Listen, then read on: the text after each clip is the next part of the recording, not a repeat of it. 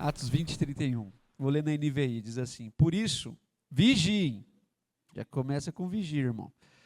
Lembre-se que durante 3 anos, jamais cessei de advertir cada um de vocês disso, noite e dia, com lágrimas.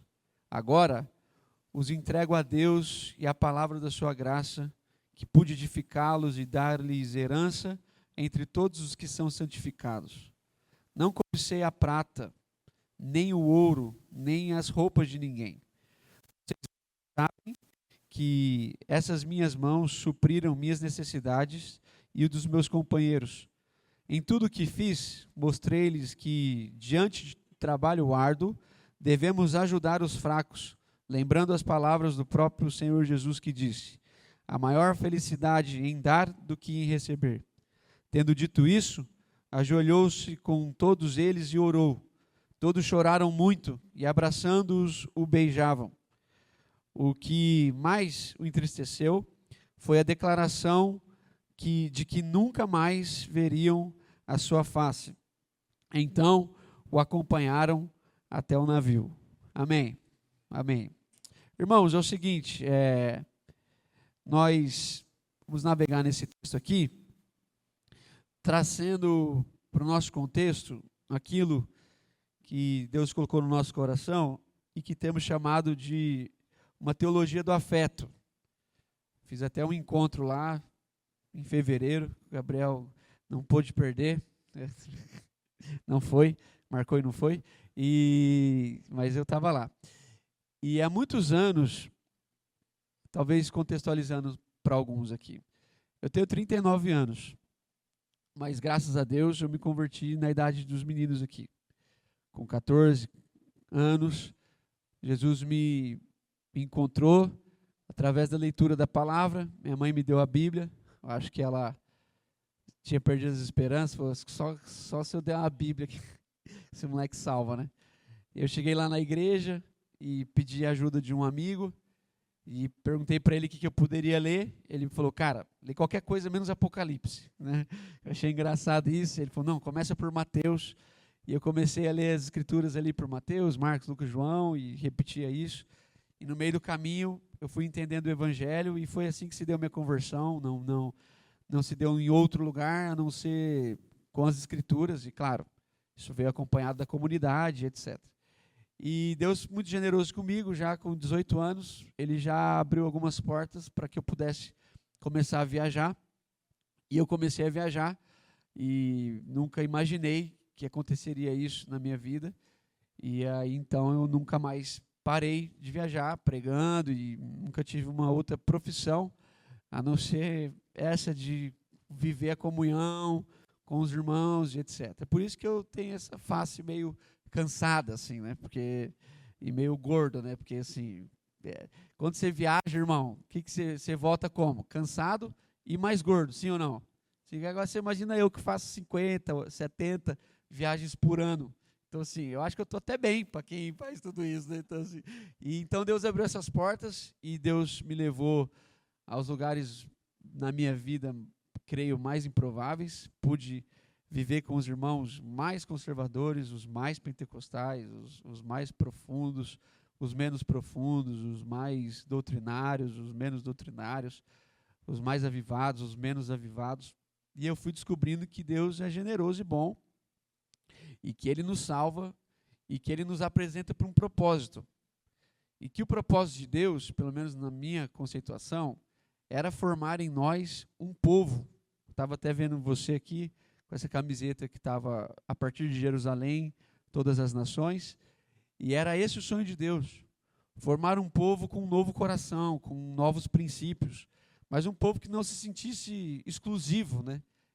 Até aquele momento eles tinham uma prioridade, mas que a partir daquele momento Deus encheria toda a terra e todas as nações para que essa comunidade de fé ensinasse uma nova forma de viver, um novo jeito de ser, uma nova ótica de ser, um jeito que chamamos ser humano, um jeito que chamamos gente, né? Um jeito que chamamos povo. Então Deus não escolheu um edifício, Deus escolheu uma comunidade de pessoas. E essa comunidade de pessoas agora tem novos princípios. E se fossem traduzidos em um grande mandamento, seria traduzido: ame o seu Deus de todo o teu coração, toda a tua alma, toda a tua força, todo o teu entendimento, e ame o seu próximo como a ti mesmo. Esse é o princípio da fé cristã, o amor. Nós estamos estabelecidos sobre o fundamento da graça de Deus, que se manifesta através do amor do Pai, da graça do Filho e da comunhão do Espírito. Esse é o fundamento da fé cristã. Então, toda a fé cristã se envolve no amor, essa comunidade que chamamos de comunidade do afeto, que cada vez mais vai ficando afetuosa, mas que, infelizmente, de um tempo para cá, vocês não estavam lá nem eu, a gente foi vendo uma comunidade ficando cada vez mais rígida, cada vez mais organizada, cada vez mais institucional e com cara de empresa, com jeito de empresa, com nome de empresa. E a gente foi absorvendo essas formas de viver, ao ponto de que grandes líderes do Brasil falam coisas que são, à ótica das Escrituras, são tenebrosas. Mas que porque a gente vai embalando no processo evangélico, a gente se esquece do quem nós somos, de qual é o nosso chamado primário.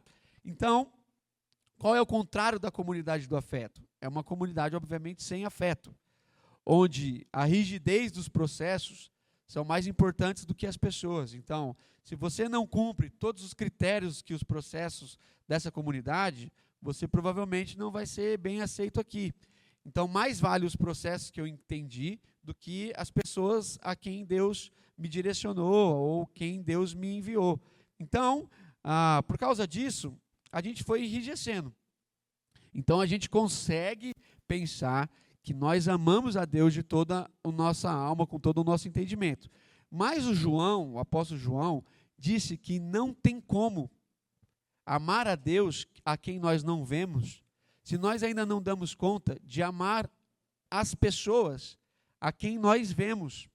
O João está dizendo que o amor a Deus é percebido na medida em que nós nos amamos, na medida em que nós nos percebemos. E olha que engraçado, o contrário disso é ter uma comunidade de fé que vai se apegando a alguns critérios que são, de fato, empresariais.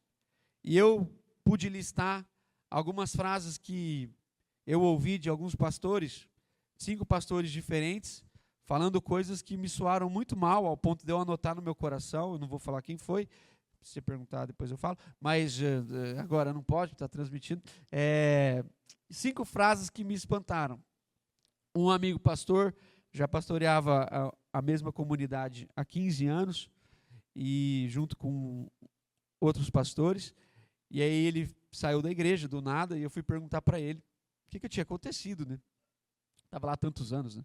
Ele me respondeu assim: cara, eu dormi pensando que eu seria o sucessor do fulano e acordei desempregado.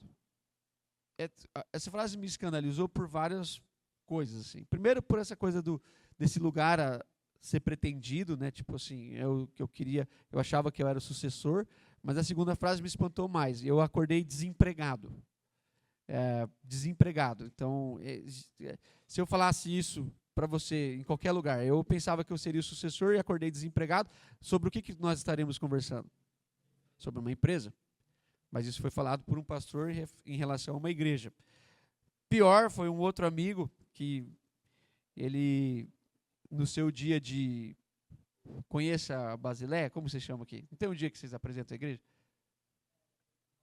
Novos membros, Ele reuniu lá o povo para fazer os novos membros, e ele fala assim, todas as vezes que ele reúne o povo para fazer essa classe de novos membros, ele fala assim: se você está chegando aqui na igreja para achar que você vai se encontrar comigo, esquece, eu provavelmente nunca vou me encontrar com você. Aí eu falo assim, e o pessoal acha legal, nossa, que cara sério, né? Ele é sincero, e as pessoas ficam membros lá. Outro dia o cara reuniu o seu grupo de pastores, e ele estava muito quebrantado, porque no dia anterior um amigo reuniu com ele e falou: cara, eu mudei de cidade para pastorear com você, eu trouxe minha família inteira para essa cidade, porque nós somos amigos de infância.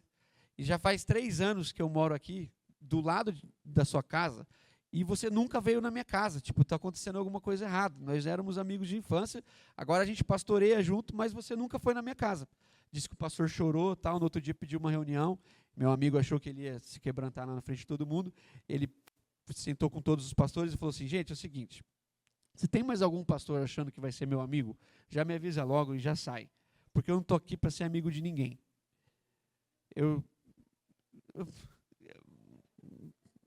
Foi na igreja, a reunião dos pastores. Depois outro amigo falou assim, eu perguntei para ele como que era o pastoreio dele, e ele falou assim: cara, eu, na verdade, só pastoreio pessoas que fazem a minha igreja rodar. Ou seja, eu só encontro com pessoas que fazem com que a igreja funcione. Então, se você faz a igreja funcionar, se você for casar, eu posso fazer seu casamento. Mas se você só é um membro que de vez em quando visita, não tem como fazer seu casamento, porque meu compromisso é fazer a igreja rodar. Né? Depois, encontrei com outro amigo que estava vendo uma palestra, e ele disse a seguinte frase: eu tenho mais facilidade em desligar pessoas do que em ligar pessoas. Eu já ouvi isso, mas não foi na igreja. Isso é uma frase muito normal dos CEOs aí na empresa, porque os caras não querem se apegar. Então, eu tenho mais facilidade em desligar pessoas do que em ligar pessoas. Dessa mesma palestra, o irmão disse que perguntaram para ele quem era a sua maior inspiração para a construção da sua igreja. E ele respondeu: Steve Jobs. Então, mas vocês seguem essa igreja que vocês estão rindo. Então, assim, porque a gente se acostumou com isso. A gente se acostumou, porque não tem importância. Quem é sua maior inspiração ministerial? Steve Jobs. E ele falou assim: aqui a nossa igreja é a Apple. Toda a organização da nossa comunidade se fez da mesma forma como fez a Apple. Quem sabe o mínimo da história do Steve Jobs sabe o quanto ele era um homem amoroso, fácil, dócil. Né? E é isso que estou dizendo. A gente foi admitindo processos, e não estou dizendo que a igreja não tem que ser organizada, que a igreja não tem processo, que a igreja não tem líderes. Não é isso que eu estou dizendo. O que eu estou dizendo é que quando eu ouço tudo que eu ouço, e eu ouço muito mais coisas das quais nem posso falar aqui, e volto os meus olhos para textos como esse, a pergunta que eu faço é: o que aconteceu com o evangelho? Ou o que aconteceu com a igreja? Ou o que aconteceu com o nosso coração? Ao ponto de a gente admitir que há uma coluna. Antigamente a gente tinha jornal de papel, né? E o jornal era organizado por matéria. Então tinha a coluna da economia, do esporte, novidades, etc., turismo. E agora a gente tem uma coluna também que é o escândalo da igreja. A gente se acostumou com isso, faz parte da nossa vida. Estava falando agora com o Gabriel ali embaixo. Se tem uma coisa que alguém não precisa para ser pastor, é ser crente. Se ele tem um mínimo de conhecimento, de liderança, de como motivar pessoas, de como tirar dinheiro de pessoas, ele já pode ser pastor, ele foi qualificado. Então é por isso que no Brasil nós não temos pastores que confessam pecado. Nós temos pastores que são pegos em pecado. Ninguém confessa mais pecado. Não é um ambiente onde a gente chegue para o irmão e dizer: irmão, eu estou com o meu coração corrompido, ou eu me apaixonei pelo dinheiro, ou eu me apaixonei por uma pessoa, ou eu me prostituí, ou eu estou fazendo coisas ilícitas na minha empresa e eu quero me confessar a você, porque nós somos a comunidade do afeto. Tiago capítulo 5, versículo 13 em diante, vai dizer que nós devemos confessar os nossos pecados uns aos outros. E é uma prática que a igreja, fala a verdade, entre confessar para Deus e confessar para um irmão, qual que você prefere? É Deus, né, mano? Ninguém vai ficar sabendo, você não tem que passar nenhuma vergonha. Mas não está escrito isso na Bíblia. Está escrito assim: se você confessar os seus pecados a Deus, Ele é fiel e justo para te purificar e te perdoar de toda injustiça. Amém? Então você está procurando perdão? Pronto, já foi dado, Jesus se manifestou, Ele perdoou os nossos pecados. Amém? Ou você acha que Jesus só te perdoa quando você pede perdão? Você quer confiar mesmo na tua capacidade de pedir perdão para ver se você vai conseguir o perdão? Não, eu prefiro acreditar que Deus me perdoou e é por isso que eu peço perdão. Amém? Então eu sou um pecador, mas Jesus me salvou. Então João escreveu isso. Se você confessar, pronto, Deus já te perdoou. Mas se você quer ser curado, só há um mecanismo de cura. É a confissão ao irmão. Ao confissão, irmão. Se você confessar os seus pecados uns aos outros, Tiago capítulo 5, confessa os seus pecados uns aos outros e orem uns pelos outros, para que sejam curados. Sabe qual é o termo cura ali? É o termo que se deu a terapia. Amém? Então, não é para confessar pecado para o terapeuta. É para confessar pecado para o irmão, porque o terapeuta não pode orar por você. Você pode fazer terapia, você deve fazer terapia, mas a cura da alma, a cura do coração, a cura da mente, foi algo que Deus deu à igreja.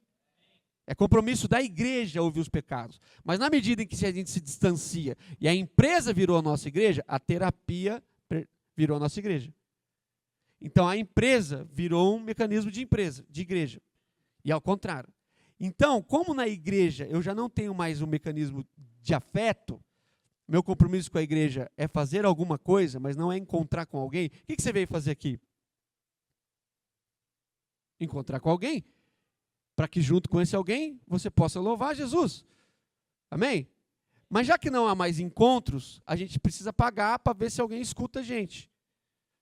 E aí a gente confessa lá os nossos pecados, as nossas aflições, e tudo isso vai acontecendo. E é uma bênção. Eu sou o maior defensor da terapia. O Rafa, que é pastor comigo, está se formando psicólogo. Eu acho isso uma bênção. Mas eu fico triste por perceber que muitos dos que congregam conosco não têm um amigo. Eu estava pregando na minha igreja, acabou o culto, chegou um irmão com 35 anos e falou assim, cara, posso ser seu amigo? Porque eu descobri que eu não tenho um amigo. Outra moça acabou o culto, saiu chorando no carro, o marido perguntou para ela, por que você está chorando tanto? Porque eu preguei sobre amizade. E ela disse assim, eu descobri agora, na velhice, que eu não tenho um amigo. Uma pessoa que congregou a vida inteira, amém? Então vamos olhar para o texto bíblico e vamos perceber para que lugar Deus está nos levando. Para que lugar que a igreja brasileira deveria apontar e dizer assim, é para lá que a gente tem que ir. Não é para um mecanismo empresarial que subscreve questões onde não há nenhum afeto, nenhum calor, nada. Despedir alguém deveria ser difícil.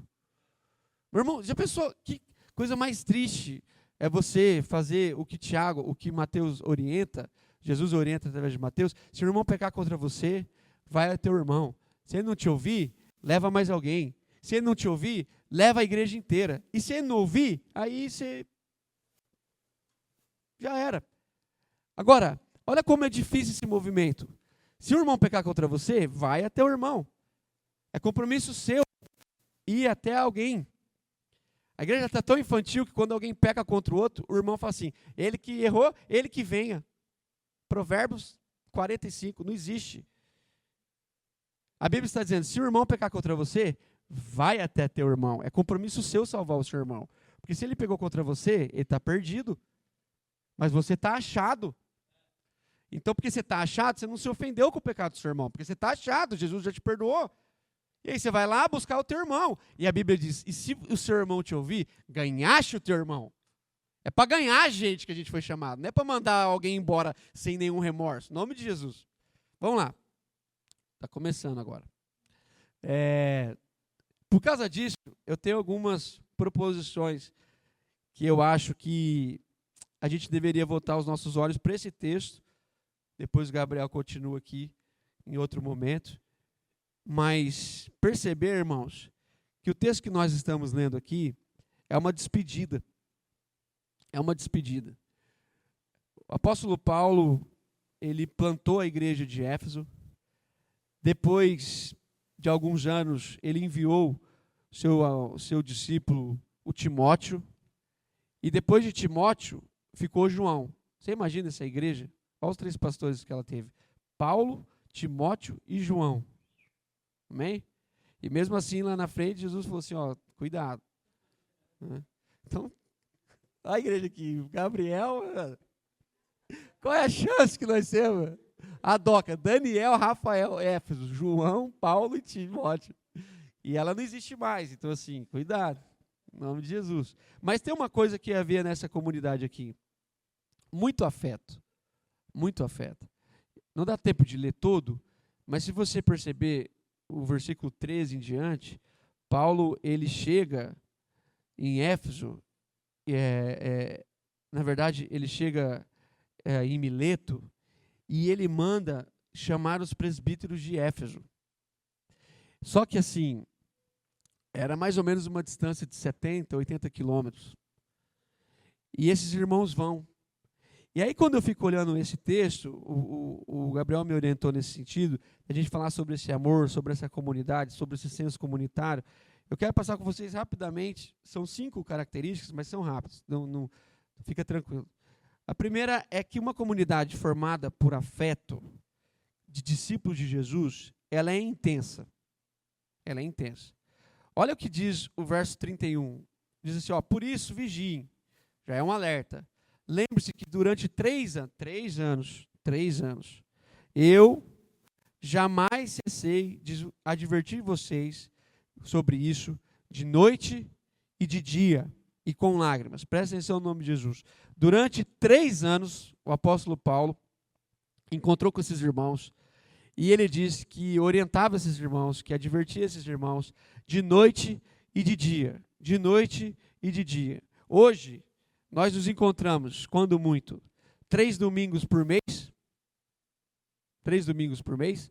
A nossa reunião deve durar, no máximo, 2 horas. Depois disso, alguns se vão e vão se encontrar, se der tudo certo, no próximo domingo. E essa reunião vai ter mais ou menos 2 horas. Se der tudo certo, eles vão se encontrar no próximo domingo. E no meio dessas 2 horas, a gente já fez algumas coisas.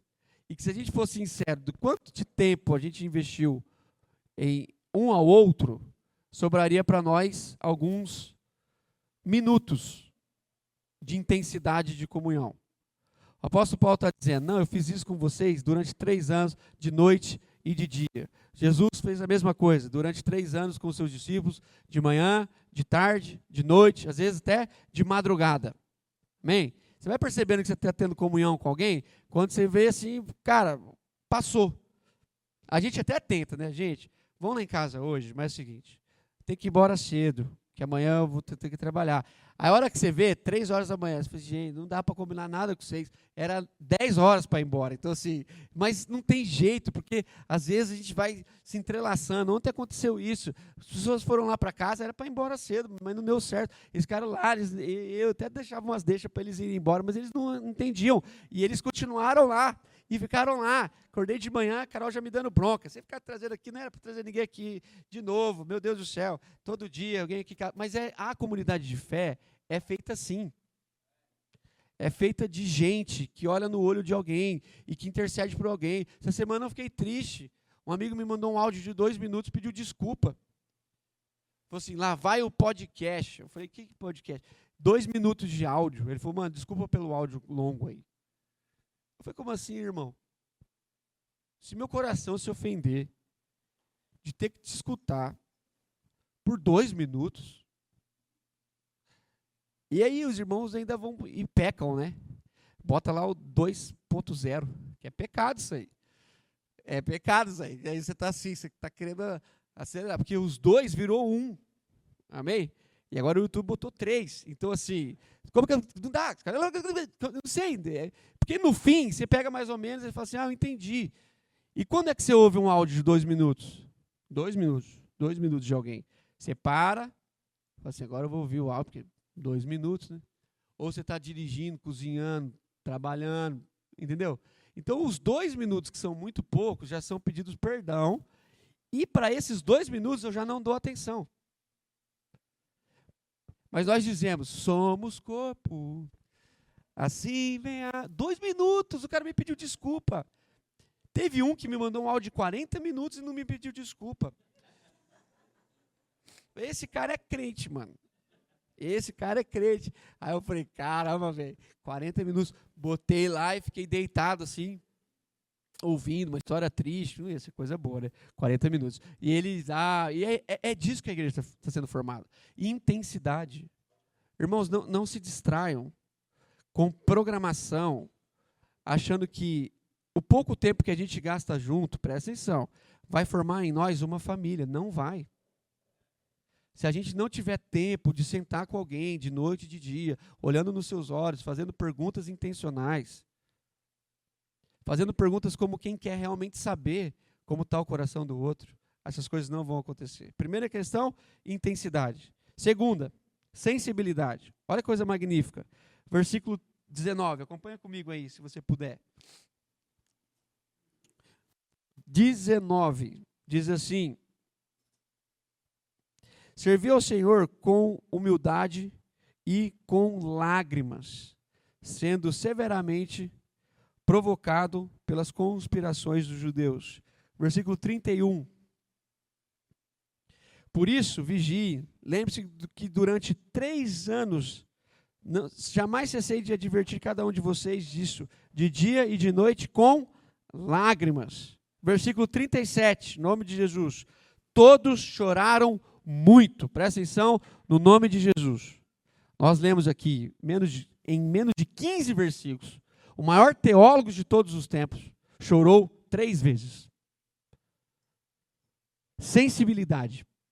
Um batismo de sensibilidade. Eu estava ali, o Gabriel estava conversando com aquele irmão que está de óculos ali, e aí, ou era ele ou era outro? Ele, né? E aí eu fiquei meio fingindo que não estava ouvindo, mas eu estava ouvindo. E aí, em detrimento de alguma conversa, o Gabriel falou assim, cara, é que a gente tem vou falar nas minhas palavras, né, meio que um fenômeno, porque as pessoas que sabem mais são as mais céticas e insensíveis. Não é assim. Nas Escrituras, teologia se faz com lágrimas nos olhos. Teologia não se faz com pensamentos. Teologia se faz com quebrantamento. Quanto mais nós sabemos sobre Deus, mais quebrantados nós ficamos. Mais sensíveis nós ficamos. Quando Jesus subiu ao monte, capítulo 9 de Mateus, versículo 37, as Escrituras dizem que Jesus olhou para as multidões e, tendo se compadecido delas, nós não olhamos pessoas e fazemos qualquer tipo de julgamento sem antes se compadecer. O chamado da fé cristã é um chamado à sensibilidade. Nós devemos ter lágrimas nos olhos. Algumas questões devem provocar em nós profundo quebrantamento. Essencialmente quando se refere à vida de um irmão. Essencialmente quando o irmão está quebrantado. Essencialmente quando o irmão está quebrado. Essencialmente quando o irmão está passando um momento difícil. Não é os nossos julgamentos que os nossos irmãos precisam. É das nossas lágrimas vertidas. Olha aqui. Eu li apenas 3 versículos no mesmo capítulo, na mesma perícope. E o apóstolo que mais escreveu no Novo Testamento está dizendo, tudo isso eu fiz e fiz com muitas lágrimas. Essencialmente o versículo 37. Presta atenção no nome de Jesus.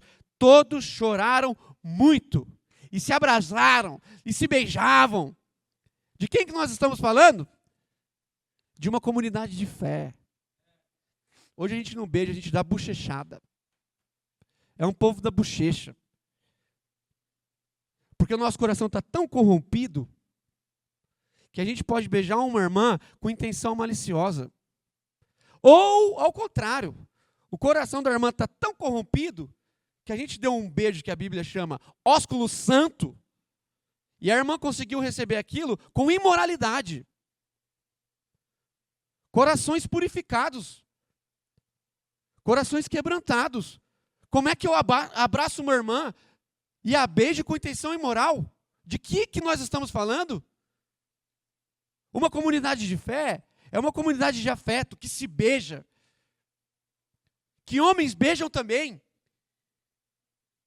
Paulo fala isso, e Jesus advertiu isso. Quando entrou na casa de um fariseu, sabe qual foi a primeira advertência que Jesus fez? Quando eu entrei na sua casa, você não me beijou. É sobre afeto, irmãos. Hoje você beija um homem, vem,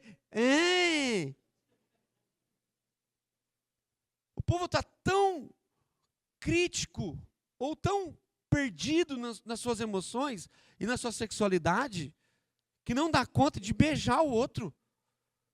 Nunca se ajoelhou chorando com alguém. E se fez no culto, nada contra. Mas isso aqui é um clima de despedida. Hoje, meu irmão, tem irmão que quando fala que vai embora, a gente, é verdade, dá uma alegriazinha. Você fala assim, eita bênção, velho, demorou, vai com Deus. A gente não dá conta de falar, vai embora, né? A gente fala, mano, vai com Deus. As Escrituras dizem, irmãos, Mateus capítulo 5, uma das bem-aventuranças, bem-aventurados os que choram. Ou seja, aqueles que não fizeram do seu coração coração de pedra.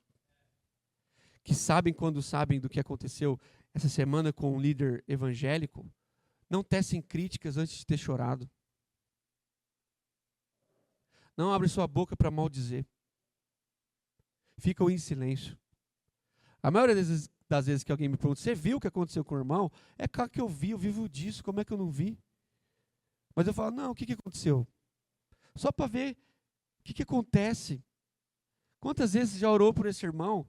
Como é que está essa comunidade de fé que abençoa tanta gente no Brasil? Isso é um tiro no nosso testemunho. Isso afeta todo o corpo de Cristo. Paulo diz que quando um membro do corpo sofre, todos sofrem com ele. Sobre o que nós estamos dizendo? Sobre um CNPJ de uma empresa?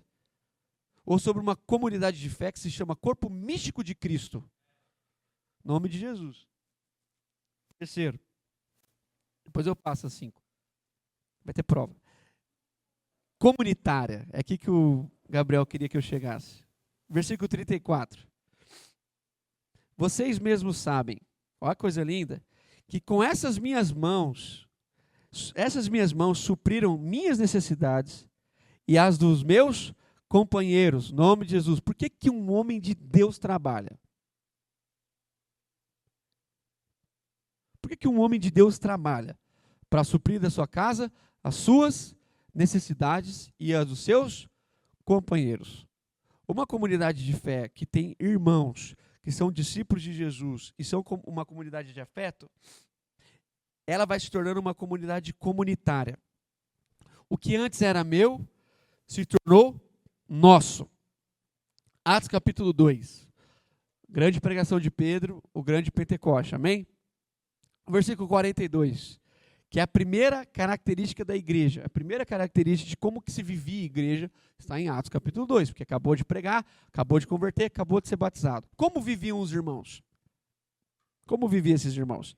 O texto bíblico diz que todos os dias eles viviam na oração, no partir do pão e sob a doutrina dos apóstolos. E o texto bíblico, tudo tinham em comum.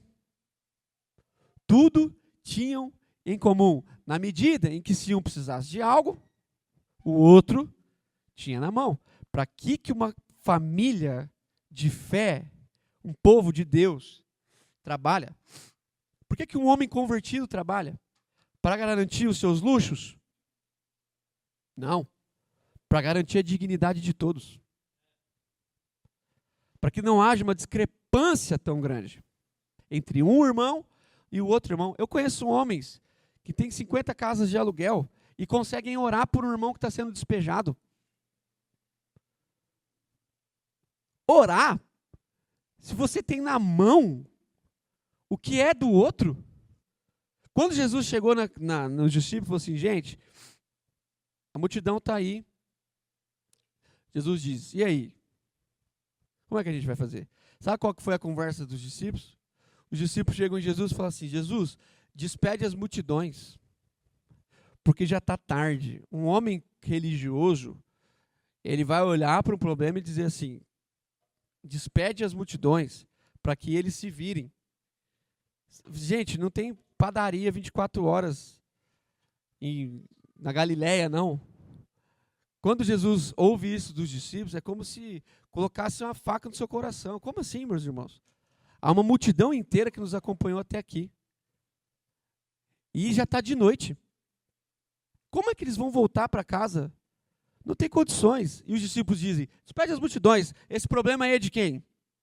É deles. Mas Jesus fala assim, dei vós mesmos de comer. Esse problema é de quem? É nosso. E sabe quem deu?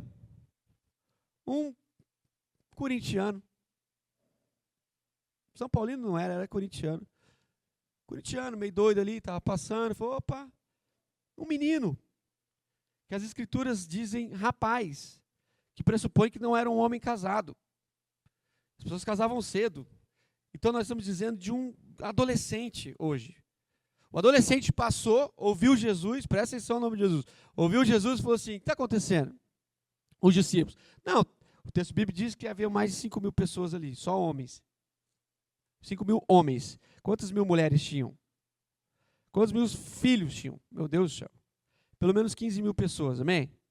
O menino fala assim, não, gente, está sossegado aqui. Os discípulos não querem assumir a responsabilidade? Eu assumo. Você? Quem é você? O que você tem? O menino falou assim, eu tenho aqui. Você tem o quê? Eu tenho o suficiente, amém? Aí os caras, você tem o quê aí? Eu tenho 5 pães. 15.000 pessoas, amém? Uma pochete, 5 bisnaguinhos. Você acha que... Porque nas revistinhas que a gente tem das crianças, 5 daqueles grandão. Mas não cabia, né? Era 5 pãezinhos. Eu falei assim, 5 pães? Eu falei assim, vocês deixaram eu terminar de falar. Eu tenho também 2 peixes. Um discípulo que já andava com Jesus há uns 2 anos, vai dizer assim, tem um menino aí que tem 5 pães e 2 peixes. Mas o que é isso para tanta gente? Sabe o que Jesus fala? Organize as multidões, 50 e 50. Olha o trabalho que deu, 50 e 50. Jesus pega o pão, parte o pão e vocês sabem da história. Então, sobre o que nós estamos dizendo? Sobre recursos ou sobre um coração disposto a partilhar o pouco que tem? Quando aquele menino ouve aquilo, ele diz, cara, eu tenho aqui, e se não der para todo mundo, vai dar para alguém. Pelo menos mais um vai sentar comigo para comer, amém? E se mais um sentar para comer comigo, eu vou comer menos. Sabe qual é o Deus do menino? É o Deus que pegou os 5 pães e 2 peixes e fez com que uma multidão inteira comesse. E o menino voltou para casa sem nada, amém? Graças a Deus. Amém? O que é melhor? Voltar para casa sem nada, tendo alimentado uma multidão? Ou voltar para casa com os peixinhos e pãezinhos? Tá vendo? Na nossa fé, a gente vai para a reunião com a bolsa vazia, com a pretensão de voltar com ela cheia. Na fé cristã, bíblica, a gente vai com a bolsa cheia e volta com ela vazia, porque foi partilhada em meio aos irmãos. E a mulher samaritana voltou como? Voltou como? Com o cântaro vazio. Com o cântaro vazio. Então deu certo ou deu errado? Mas ela, com o cântaro vazio, deu conta de evangelizar a cidade inteira. Porque ela encontrou, agora ela tem o que compartilhar. Ela foi buscar água, mas voltou com o cântaro vazio. Em nome de Jesus. Uma comunidade que é comunitária. Uma vez eu morava num acampamento, essa ilustração é bem legal. E aí eu evangelizava 2 pedreiros que trabalhavam lá no acampamento. E aí eu falava, cara, é o seguinte, a fé cristã é uma fé comunitária. Minha casa até hoje não se tranca. E lá muito menos, porque era um acampamento. Então eu nunca tranquei minha casa. E aí eu falava com eles, e lá em casa era uma bagunça, todo mundo entrava, saía, e etc, né? Aí um dia eu fui jogar futebol, quando eu ainda jogava, né? E aí fui jogar futebol, e aí fui procurar meu tênis, eu não achava meu tênis. Falei, cara, vou descalço mesmo. Desci lá no acampamento, descalço na quadra. Quando eu estava chegando lá na quadra, eu olhei para ele, era um tênis laranja, não tinha como não ver. Eu olhei para o baiano, a gente chamava ele de baiano. E ele estava com o meu tênis. E eu falei, ô baiano, falei brincando com ele, falei assim, eu vim jogar bola, você está com o meu tênis? Ele falou assim, você não está me ensinando que tudo é nosso? Ele entrou lá em casa, pegou meu tênis, ele realmente acreditou. Olha que coisa linda! 3 meses depois de fé cristã, ele pediria. Porque a gente, ao invés de libertar as pessoas, a gente vai aprisionando as pessoas. No começo da fé, ele foi lá, botou o tênis e falou, cara, é meu número. E ele gostou do meu tênis. E ele amava tênis. E é uma das únicas coisas que eu gosto na vida, é de tênis. E aí uma irmã muito rica viajou, me comprou um tênis muito, muito legal, que eu queria muito ter. E aí o baiano chegou no domingo seguinte, olhou pro meu pé, falou assim, e esse tênis? Eu falei, baiano, já pegou o outro, mano. Ele falou, quanto é? Aí eu falei, não é teu número não, mano. Fala aí, não é teu número, tô vendo daqui de longe, teu pé é maior. Não, quanto que é teu... Pro desespero da minha alma, o baiano, ele vestia assim, exatamente o meu número. E aí eu falei, é 41. Aí o baiano falou assim, pois é, meu pé é 41. Eu falei, não, baiano, mas tem coisa que eu falei que era tudo nosso, mas nem tudo, baiano. Tem coisas que Deus dá pra gente que a gente não divide com ninguém. Apocalipse 26. Não existe. Gabriel sabe que não existe. Não existe. Aí eu olhei pro baiano e falei, é sério, baiano? Ele falou, cara, eu sempre tive o sonho de ter um tênis desse aí. Eu falei, eu também, mano. Eu nunca tive, eu acabei de ganhar. Eu usei 2 vezes, baiano. E aí eu dei o tênis para ele. E o baiano usava aquele tênis para trabalhar. Custava quase R$2.000 o tênis. Eu olhava pro baiano e falei, você não tem bota, baiano? Você é pedreiro, esse tênis aí não se usa para isso. Aí ele falou, pois é, mas você me deu, eu uso como eu quiser, né? Eu falei, é verdade, né? Te dei. Uma comunidade de fé, no nome de Jesus, vai se desapegando com o senso comunitário. E eu falei bens materiais, mas isso acontece de uma forma mais mística nas questões físicas e espirituais. Paulo está dizendo, quando um membro sofre, todos sofrem com ele. Vou avançar. 4ª, essa comunidade, ela é comunitária e generosa, foi o que eu falei agora. Porque olha o que Paulo diz no versículo 35, em tudo o que fiz, mostrei-lhe, olha só, que diante do meu trabalho árduo, devemos ajudar os fracos. Lembrando as palavras do próprio Senhor Jesus, que disse, ó que alegria, há maior felicidade em dar do que em receber.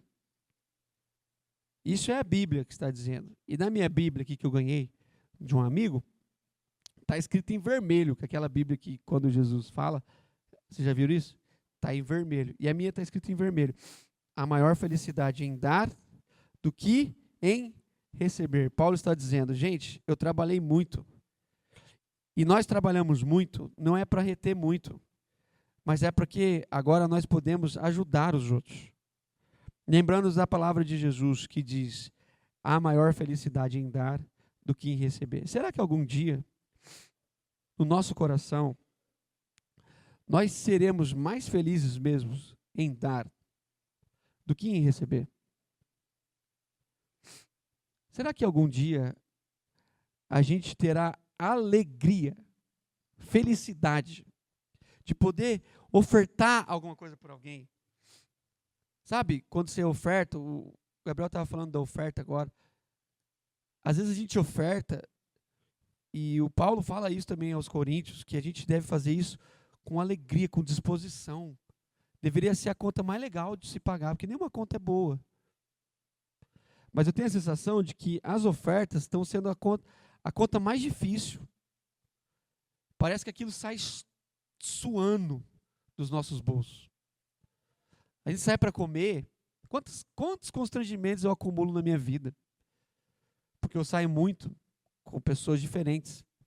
E chega na hora de pagar, é um drama. É um drama. O irmão senta na pizzaria com 50 pessoas. Estou falando de ninguém, porque eu nunca fui na pizzaria com vocês. Estou falando de outra igreja. Senta lá com 50 pessoas. Aí chega na hora de pagar. Ele fala assim, eu não tomei nada não. Vou pagar só o que eu comi. Eu falei, irmão, mas se você fizer isso, a conta aqui, não tem como dividir em partes iguais? Mas não é justo dividir em partes iguais. Eu não comi.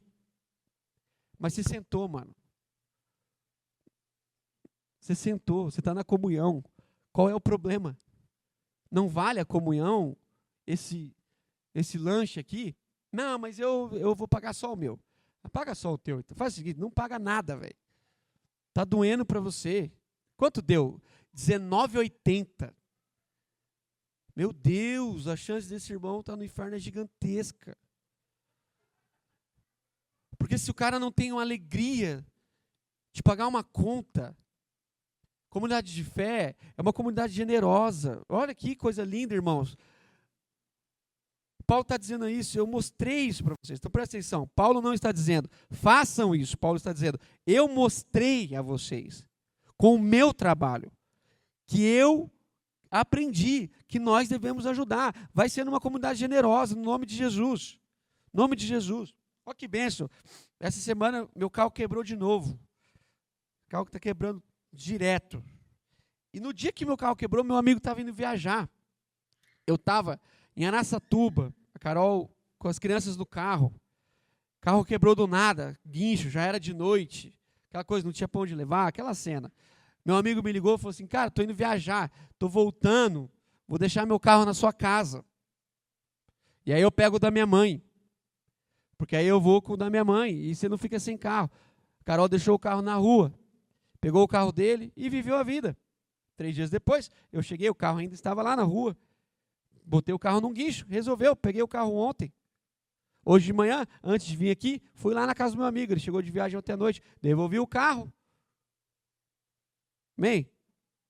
E peguei o meu, porque nós somos uma comunidade de fé. Quinto, comunidade apaixonada. Irmãos, de Mileto a Éfeso, aproximadamente 70 quilômetros. E esses irmãos foram do quê? A pé? Não existia carro? Tem gente que para se ver de carro, no ar-condicionado, o cara fala assim, mano, mas também você mora longe pra caramba, velho. Mas eu moro a 20 minutos da sua casa, de carro. A pé é longe. Aí o cara, não, mas 20 minutos para ir, dá mais 20 para voltar. São 40 minutos. Eu falo, você não é crente, irmão. Porque a comunidade de fé é apaixonada. Sabe aquele primeiro encontro que você teve com a sua amada? Se você era rico, você foi de carro. Mas se você era pobre, você foi a pé. No máximo foi de ônibus. Você calculou o tempo, o valor. Você não calcula nada quando você está apaixonado. Você só vai. E os irmãos aqui só foram 70 quilômetros andando para dar um abraço e um beijo no irmão, chorar com ele e voltar. Esses dias eu perguntei para os irmãos do meu conselho, irmãos, eu tenho adulto aqui, né? Sim. Alguém aqui tem dúvida da minha sexualidade? Os irmãos, não, então eu vou falar uma coisa para vocês. Eu estou cada dia mais apaixonado por vocês. Eu sonho com vocês. Do nada, estou lá, estamos viajando. A gente viaja juntos, nossos filhos crescem juntos. Eu penso em vocês à noite. Tem hora que eu acordo pensando em vocês. Estou apaixonado. Uma comunidade de fé é apaixonada. A gente desenvolve paixão pelo outro. Amor. A gente sonha com o outro. A gente fica pensando no outro. Olha aqui, de Mileto a Éfeso, depois muitos beijos, muitos abraços. Agora presta atenção no nome de Jesus, parte mais espiritual da história. Foram até a igreja, beijaram, conversaram. Aí Paulo falou assim, meu barco vai sair, meu navio vai sair. É o último versículo, é o mais importante. Ele diz assim, a última frase do versículo. Então o acompanharam até o navio. Olha o nível, a intensidade da espiritualidade desse texto. Muitos de nós falam assim, Paulo, muito bom, eu vim até a igreja, Deus te abençoe. Porque eu já fiz muito por você. Mas o texto bíblico está dizendo assim, mas agora eles foram juntos e o acompanharam até o navio. E como eles estavam? Entristecidos, porque eles sabiam que nunca mais se veriam. Está custando os irmãos ir para o aeroporto, irmão. Às vezes eu boto no grupo da DOCA só para ver se minha igreja converteu. Eu descobri que ainda não. Irmãos, amanhã eu tenho que viajar. Meu avião é 6 horas da manhã. Eu tenho que ir às 4. Tem algum evangélico aí? Ninguém nem responde. Mas eu vejo quem viu. Eu vejo quem viu. E alguns me ligam e falam assim, quer que eu pague o Uber? Eu falo, irmão, não estou pedindo dinheiro para ninguém. Eu só queria gastar mais 2 horas com você. Até 700 quilômetros eu vou de carro. Para qualquer lugar. E todas as vezes que eu vou de carro, eu chamo alguém. E a primeira coisa que esse alguém me fala, mano, quer que eu te pague um avião? Eu falei, você não percebeu? Eu não estou preocupado em chegar mais rápido. Eu queria era gastar 700 quilômetros com você no carro, irmão. Eu não queria ir de avião. Eu prefiro 10 horas no carro. Quando é que nós vamos ter essa chance de novo? 10 horas juntos, sem dormir. Porque eu não deixo ninguém dormir. Quem vai comigo já sabe. Daqui a gente pode ir para Tailândia, nós vamos acordar. Quem tem dificuldade não aguenta. E eu falo assim, vamos junto. Vamos junto. Eu quero acabar aqui. Mas eu quero que você entenda isso. Se a nossa leitura bíblica não está fazendo de nós uma comunidade apaixonada, uma comunidade intensa, uma comunidade cada vez mais comunitária, uma comunidade cada vez mais generosa, é porque nós precisamos desse batismo do Espírito. Nós precisamos. Nós precisamos. Quando eu olho para esse texto, e eu fico vendo, porque eu vejo o texto, eu não só leio com os olhos. E eu fico vendo essa comunidade. Então, em nome de Jesus, imagina isso. Uma comunidade de fé que viajou 70 quilômetros. E quando chegou lá, abraçou, beijou, se ajoelhou. Na hora de ir embora, falou assim, não, nós temos vigor de andar mais 10, porque nós já andamos 70, nós vamos com você até o navio e vamos ficando dando tchau, até que o horizonte se perca. Mas até a hora que eu tiver a chance de continuar te vendo, eu vou te ver. Eu vou olhar daqui e você promete que quando você entrar no navio, você vai na janela para garantir que os nossos olhos vão se cruzar até que o horizonte nos impeça. Não é porque eu tenho outra coisa para fazer, irmão. Para a minha vida, você é a prioridade, apóstolo Paulo. Você me apresentou Jesus até onde meus olhos podem ver. Eu vou ficar vendo esse navio. Toda vez que eu vou no avião, eu sempre vejo uma mãe chorando. Principalmente quando eu vou internacional. Sempre vejo essa cena. E às vezes eu sou meio cara de pau, eu paro para ver assim. Eu acho aquilo bonito demais. Aquela família se despedindo. E toda vez que eu vejo isso, eu lembro desse texto. E essa cena é engraçada, porque quando a pessoa passa ali no guichezinho, e ela vai indo para o raio-x, os pais, quanto mais o ângulo muda, porque a pessoa anda, o ângulo muda, né? A pessoa dá um passo aqui, a pessoa dá um passo para lá, a pessoa dá outro passo para aqui, e ela fica tentando ver até onde ela consegue ver. Porque ela é apaixonada. Esse é um atributo do Espírito no nome de Jesus. Em nome de Jesus. Nós precisamos nos ver, irmãos. E parar de frescura. Nunca é longe. Nunca é longe. Longe é a distância do nosso amor. Quanto mais amor você tem, mais perto fica. Pergunta para um vô a distância da casa do neto. É ali. Quando era só o filho, era longe. Mas agora com o neto, é logo ali. É perto demais, Deus. Você pode ser lá em Rio Preto, onde meus pais moram. É perto. Esses dias eu fui e voltei, 550 quilômetros. Sabe por quê? Porque tinha despedido de um amigo. Ele falou, mas o que você vai fazer? Não vou fazer nada. Vim te falar tchau. E agora, o que você vai fazer? Eu vou voltar, que eu tenho compromisso. Mas você veio dirigindo? Eu falei, eu vim, porque o avião estava caro. Era o único jeito de te ver. E agora, o que você vai fazer? Agora, eu vou voltar. Mas você vai dirigir mais 6 horas? Sim. Mas por que você fez isso? Porque eu quis te ver. E eu fui de carro. Os irmãos foram andando. Amém. Então, toda vez que você falar que minha igreja é longe, sabe o que você vai estar falando para mim? Eu não te amo. Amém?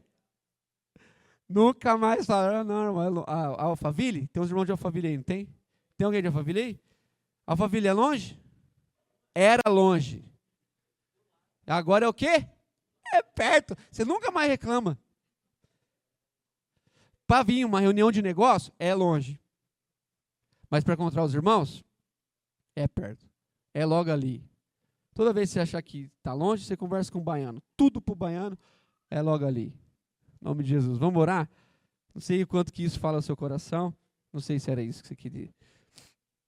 Mas eu tenho fé de que o Brasil ainda vai ver uma igreja afetuosa, apaixonada. Olha lá o Matias, ó, dormindo na cadeira. Não, olha essa cena. Eu acordei ele. Acordei ele de manhã. Falei, e aí, quer ir com o papai? Ele falou assim, vamos. Aí fomos na padaria. Entendeu? Viemos no caminho. Vamos voltar. É benção, irmão. Tá dormindo lá. Amém? Você acha que ele tá achando ruim? Não. Vai dormir aqui, vai dormir em casa, dorme aqui, ué. Dorme perto da gente. É muito melhor. E ele é o vendedor. Qual é a chance dessa empresa dar certo? Qual é a chance dessa empresa dar certo? O vendedor dorme. Presta atenção no nome de Jesus. Qual é a minha preocupação com o Matias? Que ele venda camisetas? Que ele venda camisetas? Por que eu trago ele comigo? Para que ele venda camisetas? Ou para que a gente fique mais um pouquinho juntos? Sério? Você acha que eu quero vender camiseta? Aí, a hora que eu acordei, eu falei, já que você vai de vendedor, você bota a camiseta. Aí depois a camiseta. A gente escolheu a roupa junto. A gente escovou o dente junto. A gente entrou no mesmo carro. A gente veio para cá. E ele dormiu na hora de vender. E agora, o que eu faço com ele? Expulso? Porque ele não me deu o lucro que eu precisava? Ou pego com amor e digo, obrigado, filho, você é o melhor vendedor do mundo. Que todo mundo pega o quanto quer e não paga nada. Em nome de Jesus. Feche seus olhos se você quiser. Eu não sou um cara muito empolgado, assim, você está percebendo. Mas dentro do meu coração, uma grande expectativa de ver a igreja brasileira se tornar essa referência para as nações. Um povo que se ama, que se beija, que se abraça, que se cuida, que se doa, que se oferta, que ora junto, que se ajoelha junto, que chora junto, que se abraça, no nome de Jesus. Pai,